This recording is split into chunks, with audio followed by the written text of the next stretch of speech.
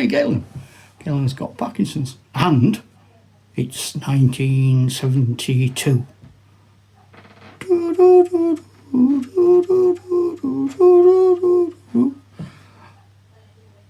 We're playing Stargard, 1971 rules, made by McEwan Miniatures, first published in 1971. Only sci-fi rules I knew about. I've got Cehon Pinheads defending a space base made of Lego, because that's what our scenery used to be made of. Yeah, get away. Right, it was. We had as much fun making the scenery as we did having the game. The Cehons were always my favourite. This was my army. It was the biggest science fiction army I had.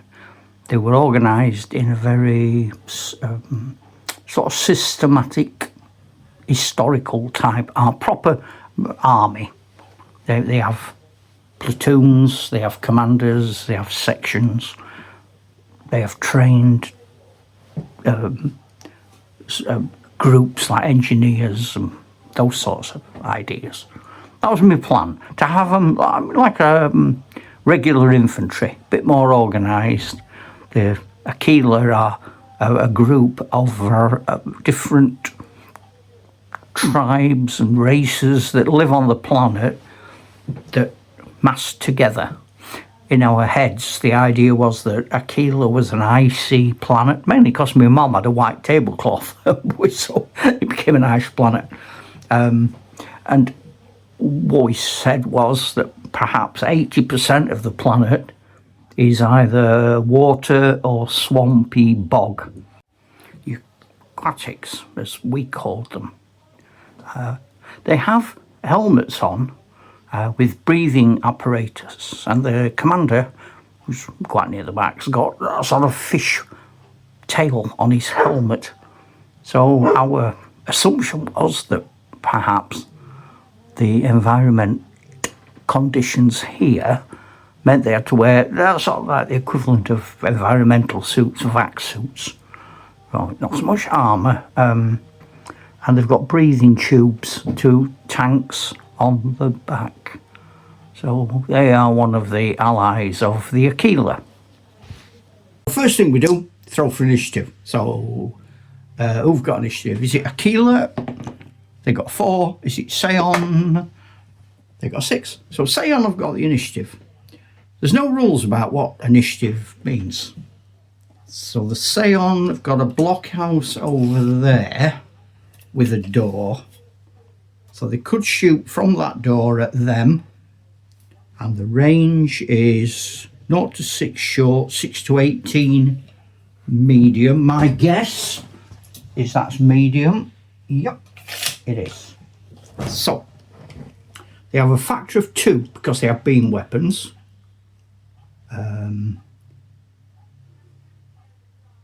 So that's going to be +2 on whatever I throw.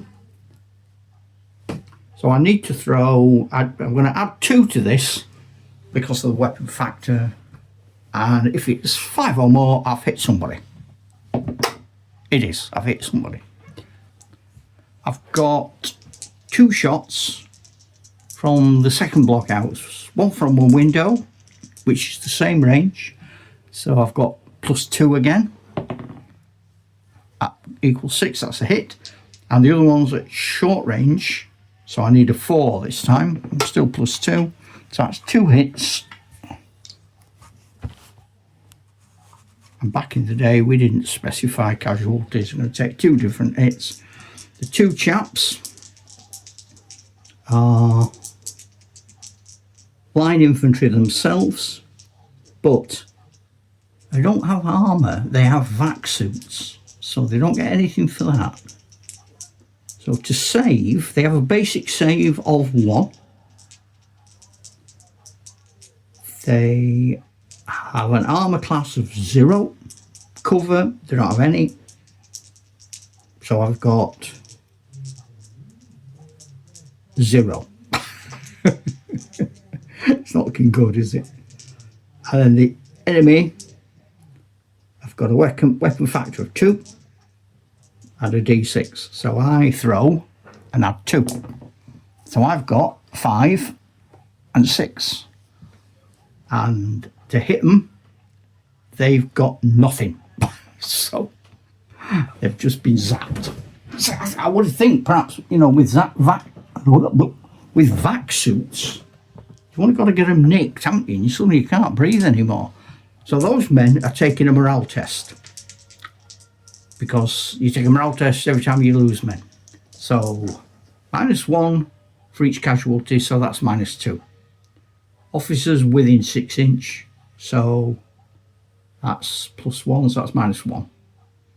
Under fire and in the open, yes they are, -3. No, -2, -3, -2, -3. This is a reminder. Dried frog pills. This is a reminder. Dried frog pills. This has been a public service announcement on behalf of dopamine, the ideal drug for those with the shakes. Parkinson's awareness starts here. Keep mum, she's not so dumb. I'm lost now. So let's do it again. Took 2 casualties, -2. Under fire in the open, -3. Got an officer, -2. Got a veteran or elite, -2. -2. So I'm going to throw 1 dice for that whole section at -2. They have a morale of 4. So I throw this and I do the modification 2, 1. They had to equal or beat their morale. They failed, so they failed morale. I now have to see what that means. So I throw a chart against the d6. 2, rout. Full move away from the shooting, which is a 6. Run away! They didn't like that. Plus a random 4, because it's a rout. They come back again. That don't mean they can't do anything. They have a turn coming back. Being out in the open in these 1970s rules is a nightmare. So I've got 4 artillery pieces now in the middle. And I'm going to fire them at the bazookas. Then I'm going to shoot at a couple of shots at these Imperial guys coming through. But to speed it up, I'm going to say I've taken the shots at the stormtroopers and I haven't done any casualties. So let's do the shots at the mortars. It's medium range 5s and 6s. +3 because it's explosives. So yeah, so 5 and 6. To be honest, +3. Anything but if I get a 1 or a 2, it's missed. All 3 hit. All 3 men have to save. Boom, boom, boom. Back in the day, we didn't sort of worry about, do the first mortar. We sort of said, well, it's blanket damage, really. So they all have to save. Explosives are a 3 as a factor. Their armour, we've already established, is pants. They're in the open. Poo. I mean, yeah, no. Let's not beat about the bush. They're gone. That's probably tactical error. Oh no. So now it's the Cehon. No, it's not. That was a lie. It's the Aquila. The Aquila are having all sorts of fun over here. They now realise that they probably dropped a clanger. They don't want to go too close to this artillery. If they move 6, puts them here. If they go down, it's bad whatever happens. Okay, I think what they're going to do is bash on down here.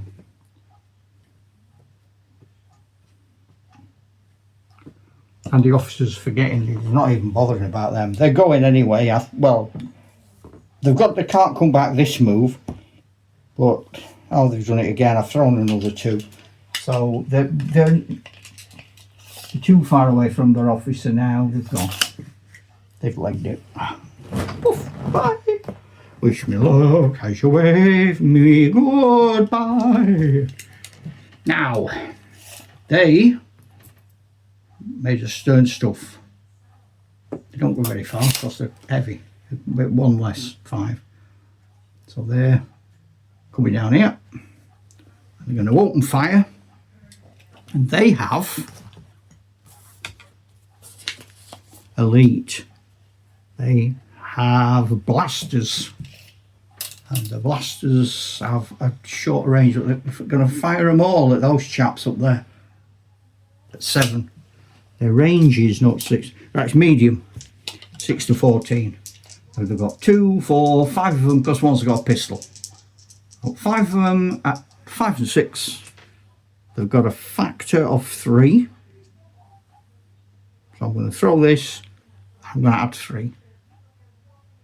And I need 5s. So 1 missed. Him. 2 missed. But 1 hit. Yippee!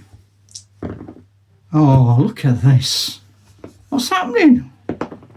2 hits. So 2 have hit. The fellas on top of there are armour 1, but they're in the open. So they've got a base save of 1. Base save of 1 plus 1. No, why? No, they haven't got plus 1. They've got a base save of 1. Armour class of 1, that's 2. The weapon factor facing them is a 3 and a d6. So 3 and a d6 is 4. Take 4 away from their armour. Got to end up in the positives. So I'll do it again. 1, 2. No, the minus. They're both dead. Bosh. Ah! Save me. Save me, save me, save me. It's gone in there. Okay. So, that's pretty much how that's the first move. A lot of dead bodies. It's heck out there.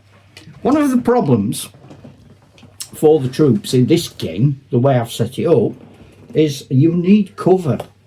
You need cover, you need to remain hidden, you need to have some sort of tactics. You can't do what I'm doing, which is run across icy ground at prepared positions with insufficient weaponry, because you will get clattered.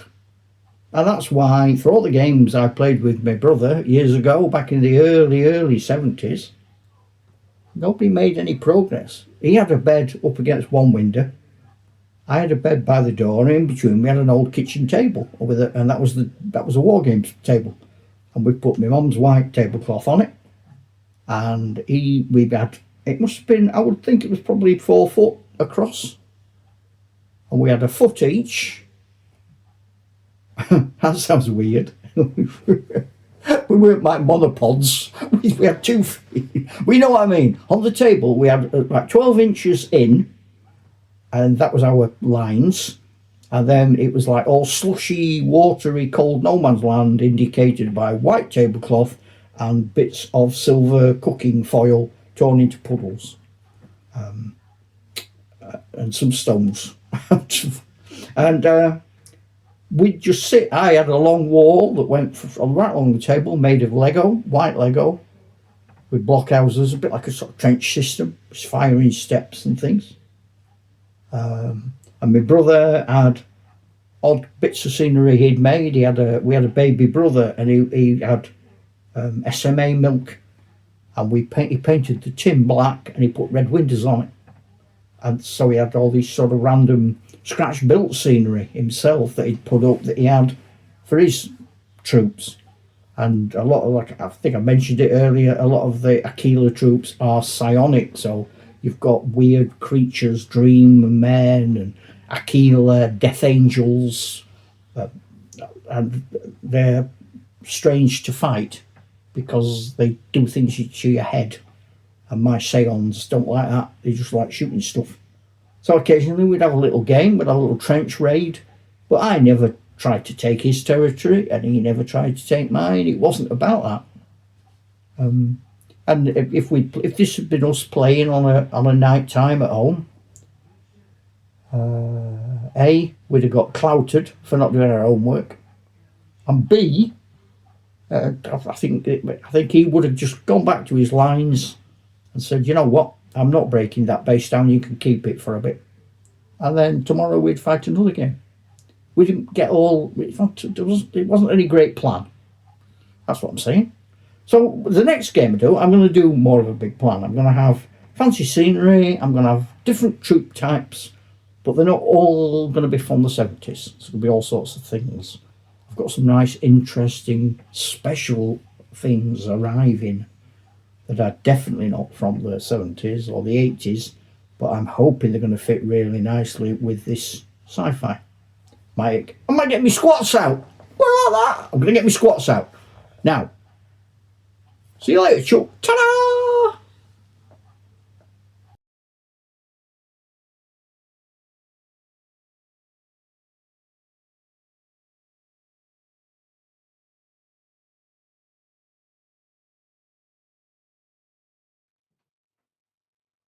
The human troops that worked with Aquila. I have a feeling they were